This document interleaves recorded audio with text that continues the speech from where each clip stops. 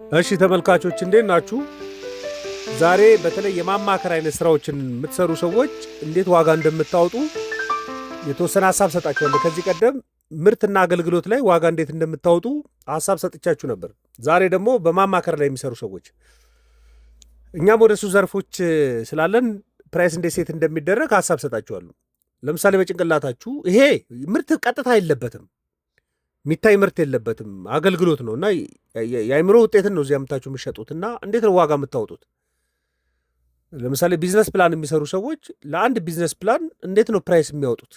የህግ የሚያማክሩ ሰዎች ሊሆኑ ይችላሉ፣ ሳይኮሎጂካል ምክር የሚሰጡ ሰዎች ሊሆኑ ይችላሉ። እንዴት ነው ፕራይስ ሴት የሚያደርጉት የሚለውን የተወሰነ ሐሳብ ሰጣችኋለሁ። መጀመሪያ ለምሳሌ ቢዝነስ ፕላን የሚሰራ ሰው በኢኮኖሚክስ እናስበውና ቢዝነስ ፕላን የሚሰራ አንድ ባለሀብትን የሚያማክር አለ ብላችሁ አስቡ። አንድ በሶስት ምክንያቶች ስትራቴጂዎች ፕራይስ ሴት ሊያደርግ ይችላል። የመጀመሪያው የጊዜያችሁን ዋጋ ማወቅ አለባችሁ። እናንተ በሰዓት ስንት ነው የምትፈጁት? አንድ የሚያማክር ሰው በሰዓት ስንት ብር ነው ዋጋዬ ስንት ብር ነው፣ እኔ አንድ ሰዓት የሆነ ስራን ስሰራ ዋጋዬ ስንት ብር ነው የሚለው ማወቅ አለባችሁ። ጊዜያችሁ ነው የመጀመሪያው እና ስራውን ለመስራት ስንት ሰዓት ይፈጃል የሚለው ማወቅ አለባችሁ። ይህን ስንት ሰዓት ይፈጃል የሚለውን ብቻ ሳይሆን የእኔ ዋጋ በሰዓት ስንት ነው የሚለውን ለማወቅ ዝም ብላችሁ እኔ ዋጋዬ በሰዓት 1000 ብር ነው፣ ዋጋዬ 200 ብር ነው፣ 500 ብር ነው አትሉ። መጀመሪያ በቀላሉ ወራዊ ታርጌት ታስቀምጡ። ወራዊ ገቢ መሆን ያለበት የምትሉትን ታርጌት ታስቀምጣላችሁ። ለምሳሌ አንድ ሰው 60 ሺህ ብር ነው ወራዊ ገቢ መሆን ያለበት 60 ሺህ ብር ነው ብሎ ካሰበ እና በቀን በአማካይ 8 ሰዓት ሰራለሁ፣ በወር ደግሞ ቅዳሜና እሑድና ምን በቃ አርፋለሁ ብሎ ቢያምንና በወር 20 ቀን ብቻ ነው መሰራው ብሎ ቢያስብ 160 ቀናቶች ውስጥ በስራ አሳልፋለሁ እያለ ነው። በእነዚህ 160 ሰዓታቶች ውስጥ 60 ሺህ ብር ሜክ ማድረግ እያለ ነው። ስለዚህ ትንሹ የሰዓት ዋጋው ስንት ነው ማለት ነው? 625 ብር ሊመጣ ይችላል። ስለዚህ የሰዓት ዋጋውን አወቀ ማለት ነው። እንደ አቅማችሁ፣ እንደ ጀማሪነታችሁ፣ እንደ ልምዳችሁ፣ እንደ ኤክስፐርቲሳችሁ ተነስታችሁን ዋጋ ሴት የምታደርጉት። ምናልባት አንድ ሰው እኔ ወራዊ ቫሊዩ ማድረገው 500 ሺህ ብር ነው ሊል ይችላል። 1 ሚሊዮን ብርም ሊል ይችላል፣ ከዛ በላይም ሊል ይችላል። 30 ሺህ ብርም ሊል ይችላል አንድ ሰው። ስለዚህ ምን ያህል ሰዓት ስትሰሩ ነው ያን ገንዘብ የምታገኙት ከተባለ የአንድ ሰዓት ዋጋችሁን ማወቅ ትችላላችሁ። ስለዚህ አንድ ስራ ቢመጣ ቢዝነስ ፕላን ልትሰሩ ወይ ቪዚቢሊቲ ልትሰሩ ነው ወይ ደግሞ ጥናት ልትሰሩ ነው ከተባለ መጀመሪያ የምታዩት ምንድን ነው? ለምሳሌ ከደንበኛው ጋር ለማውራት ምን ያህል ሰዓት ይፈጅባችኋል? ሌትሴ 3 ሰዓት ይፈጅብኛል ብለን እናስብ። የቢዝነስ ፕላኑን ለመስራት መረጃ ለመሰብሰብ ምን ያህል ጊዜ ይፈጅባችኋል? 10 ሰዓት ይፈጅብኛል ብላችሁ ልታስቡ ትችላላችሁ። ሪፖርቱን ለመጻፍ ይሄ ቢዝነስ ፕላኑን ለመስራት ስንት ሰዓት ይፈጅባችኋል? ለምሳሌ 10 ሰዓት ሊፈጅባችሁ ይችላል። ኮሜንት ተሰጥቶ ከባንክ ሊሆን ይችላል፣ ከባለሀብቱ ሊሆን ይችላል፣ ከቦርዶች ሊሆን ይችላል። ኮሜንት ተሰጥቶ ደግሞ የሚላክበት እናሱ የምታስተካክሉበት 2 ሰዓት ሊፈጅ ይችላል። ስለዚህ አንድ ቢዝነስ ፕላን ለመስራት ባለሀብቱን ወይ ደግሞ ክላያንቱን ከማዋራት ጀምሮ 25 ሰዓት ሊፈጅባችሁ ይችላል። መጀመሪያ የሰዓታችሁ ዋጋ ስንት ነው ብለናል? 625 ብር ነው ብለናል። ስለዚህ 25 ሰዓት የሚፈጅባችሁ ከሆነ 25 ሰዓት ሲባዛ በ625 አንድ ቢዝነስ ፕላንን ለመስራት 15625 ብር ወርዝ ያደርጋል ብላችሁ ሴት ልታደርጉ ትችላላችሁ። የመጀመሪያው ሴት የምታደርጉት እሱ ነው። እየቀጠላችሁ ነው። አሁን ይሄ ከዚህ ቀደም አገልግሎት ላይ እንዳቀረብኩላችሁ ይሄ የሚኒማል ሰርቫይቫል የሚባለውን ፕራይስ ነው ብላችሁ አስቡ። ሁለተኛ ደግሞ ቼክ የምታደርጉት አሉ። ስቲል ፕራይሱ አላለቀ። ሁለተኛው ለማጥናት የከፈላችሁትስ እናንተ እውቀታችሁ ጊዜ አይደለም። እዚህ ውስጥ የጥናቱ ጥልቀት ጥራት ሊሆን ይችላል። እዚህ ጋር በጣም ሲሪየስ መሆን አለባችሁ። ለምሳሌ መረጃውን የምታመጡት በገንዘብ ሊሆን ይችላል። ከአንድ ተቋም ላይ መረጃ ሶፍት መረጃ ወይ ደግሞ በሃርድ ኮፒ ያለ መረጃ ገዝታችሁ ሊሆን ይችላል። ምናልባት በ2,000 ብር ሊሆን ይችላል የገዛችሁ። መረጃ ለሚሰጧችሁ ኢንተርቪው ምናምን ለምታደርጓችሁ ሰዎች ሻይ ቡና ጋብዛችሁ ሊሆን ይችላል ወይ ከፍላችኋችሁ ሊሆን ይችላል። ለምሳሌ 3,000 ብር ብለን እናስብ። መረጃ ለሚሰበስበው ሰውዬ ደግሞ 5,000 ብር ከፍላችሁ ሊሆን ይችላል፣ መረጃ የምታሰበስቡ በሰው ከሆነ። ስለዚህ ጥናቱ ስንት አስወጣችሁ ማለት ነው? 10,000 ብር አስወጣችሁ። የቅድሙ 15,000 ብር የእናንተ ዋጋ ነው ብለናል። አሁን ጥናቱ ፕራክቲካሊ ያስወጣችሁ ወጪ ደግሞ አለ። ለምሳሌ 10,000 ብር አስወጥቷችኋል። ብዙ ጊዜ የሚረሳ ወጪ ነው። በቃ ዝም ብሎ በደፍኑ ሴት ይደረግና ይረሳል። ስለዚህ ስንት ብር እየደረሰ ነው? ከ25,000 ብር እየደረሰ ነው ማለት ነው። ሶስተኛው ቼክ የምታደርጉትና ደግሞ በጣም ስትራቴጂክ የሚባለው እናንተ እንድታተርፉ የሚያደርጋችሁ ደግሞ የትኛው ነው? ልምዳችሁ። ስትራቴጂካል ነው። ልምዳችሁ ምን ያህል ተመራችሁ ነው? ምን ያህል ሰርታችሁ ነው እዚህ የደረሳችሁት? ፍረሽ የሆነ ሰው ዋጋውና 10 ዓመት የሰራ ሰው ዋጋው አንድ አይደለም። ውጭ ሀገር ሳይቀር የሰራ ሰውና ዓለም አቀፍ ተቋማቶች ላይ የሰራ ሰው ዋጋ አንድ ሊሆን አይችልም። 1 ዓመት የሰራ 2 ዓመት የሰራ ብዙ ጥናቶች የሰራና የመጀመሪያ ጥናቱ የሚሰራ ሰው ዋጋው እኩል ሊሆን አይችልም። ልምዳችሁን ዋጋ የሚሰጣችሁ እናንተ እዚህ ጋር 10 ዓመት የሰራ ሰው ስህተቱ ትንሽ ነው ተብሎ ነው የሚታሰበው። እዚህ ላይ መታችሁ እናንተ እኔ የኤክስፐርቲስነቴን የልምዴን የብዙ ጊዜ የመስራቴን ሁኔታዎቹን የማወቄን ኢረር የመቀነሴ አቅም ከፍተኛ ነው ብላችሁ ካሰባችሁ እንደ ፕሮፊት ማርጅን ከጠቅላላ ወጪ ላይ የምትደምሩትን ፕራይስ ቁጭ ታደርጋላችሁ። ለምሳሌ ከጠቅላላ ወጪው 30% ልደምሩ ትችላላችሁ። 30% 10 ሺህ ብር ከሆነ 30% 3 ሺህ ብር ልደምሩ ትችላላችሁ። ስለዚህ 13 ሺህ ብር ሊደርስ ይችላል እንደማለት ነው። ደግሞ አራተኛ ማየትም ያለባችሁ ጉዳይ አለ። ደግሞ ለስራ ማስኬጃ ስንት እያወጣችሁ ነው? ለቢሮ ኪራይ ከሆነ ምን ያህል እያወጣችሁ ነው? ያን ጥናት ለመስራት የኢንተርኔት ወጪ ካለባችሁ፣ የትራንስፖርት ወጪ ካለባችሁ፣ ለምሳሌ ዳታውን ስትሰበስበው ያወጣችሁት የትራንስፖርት ወጪ ሊሆን ይችላል። ለምሳሌ ለአንዷ ስራ ነው ኢንተርኔት። ለምሳሌ ወራዊ ፓኬጅ ሊሆን ይችላል ኢንተርኔታችሁ። ግን ተወስዱና በወሩ ስንት ጥናት ትሰራላችሁ?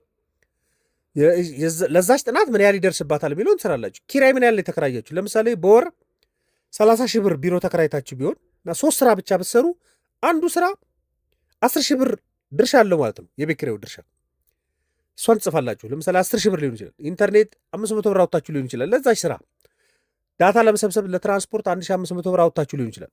በድምሩ ስንት ወጣ ማለት ነው? ለስራ ማስኬጃ 12 ሺህ ብር ወጣ ማለት ነው። አሁን አራቱን ወጪ ነው የምትደምሩት። ለስራ ማስኬጃ ያወጣችሁት የልምዳችሁን የምትደምሩበትን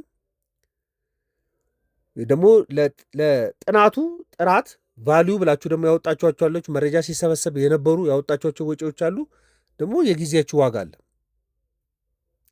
ይህን አምታችሁ እዚህ ትደምራላችሁ።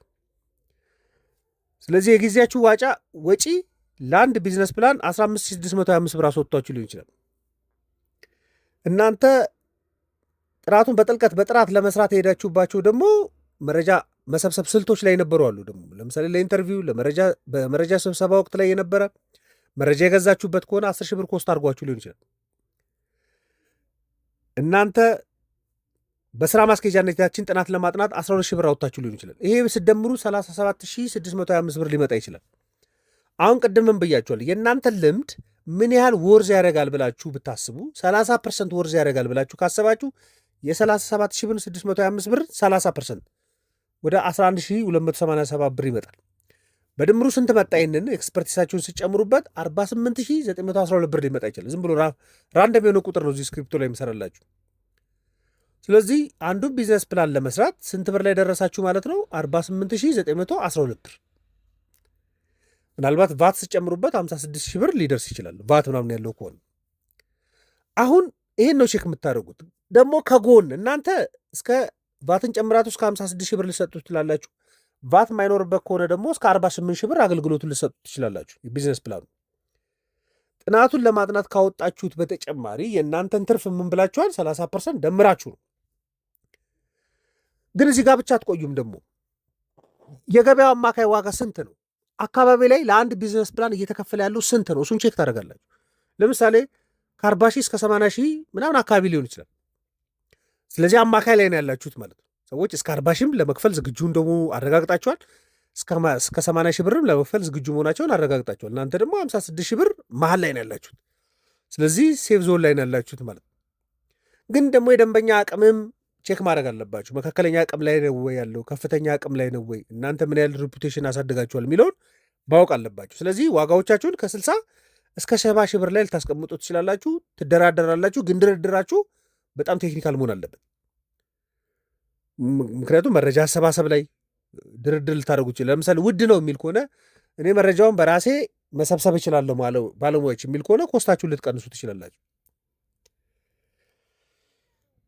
የትራንስፖርቱን ወጪ እኔ በራሴ መኪና መረጃዎች እንዲሰበሰብ አደርጋለሁ የሚላችሁ ከሆነ የትራንስፖርት ወጪ ይቀንስላችኋል። ርቀቱስ? መረጃው የሚሰበሰብበት ቦታ ርቀቱ ምን ያህል ነው? ጥናቱ ለማን ነው የሚጠናው? ለባንክ ነው የሚጠናው? ለኢንቨስትመንት መሬት ፍለጋ ነው የሚጠናው?